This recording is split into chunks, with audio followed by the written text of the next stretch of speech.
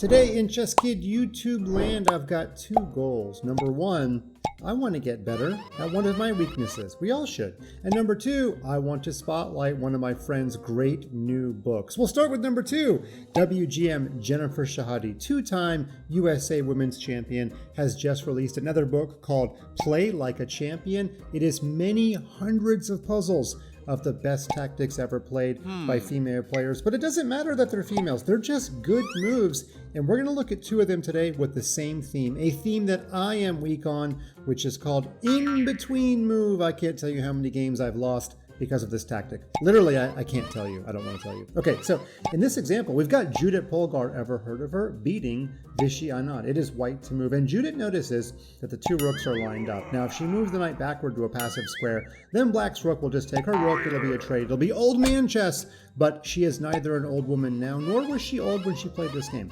She will never grow old. Instead, she found the majestic knight takes e6. Now, the simple point is if the pawn takes, this pawn is now pinned, right? Still pinned, and you can just play rook takes rook. You'll be up in exchange against Vishy. But what happens if Vishy plays the move that he played in the game, which is rook takes rook? Well, now you can't just take the rook because then you'll lose the knight and you'll just be down a piece in the endgame. So she has to move this knight to give discovered check. That, my friends, is the in-between move. And I know what you're thinking.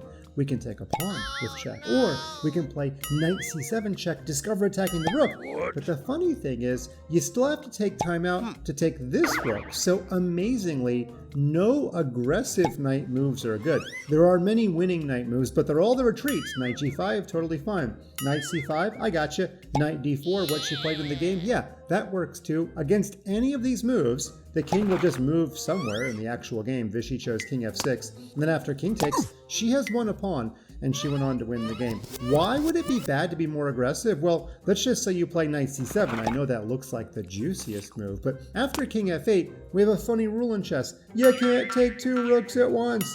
Yeah, I know. Might be a new rule, probably not though, okay? And one example would be, let's just say, well, if you take this rook, then this rook's gonna start gathering pawns, right? That rook's gonna play Pac-Man. And if you take this rook, then the rook will give check, and after your king runs away, a move like bishop c6, and you seem to have trapped your own knight. So the funny thing is the knight just did not belong on c7. But again, she didn't do that. She played the knight back to d4. In this position, she captured the rook, she had an extra pawn, and she won the game.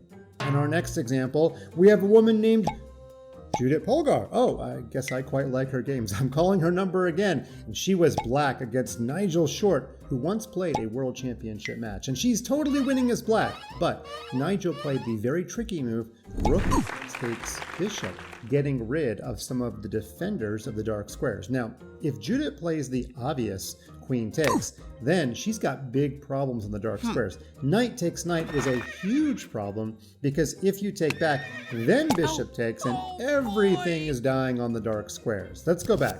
A much better and safer move was to play an in-between move. And because this knight is under so much pressure, and because white just sacrificed in exchange himself, Judit says, takes one to no one. No, actually she didn't. She's very nice on the chessboard. She decided to remove the knight with the rook first.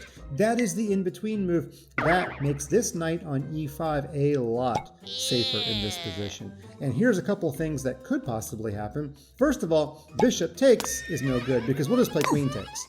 And if white trades queens and then tries to win our rook, then our pawn just runs down the board. So this is not going to work for white. What white actually tried was just to capture the rook, but now Judit can capture this rook. She's still up in exchange, and she's still winning, but without all that pressure on this knight. Now, white tried g5, but she played the really nice move, queen c5, getting that knight out of a pin.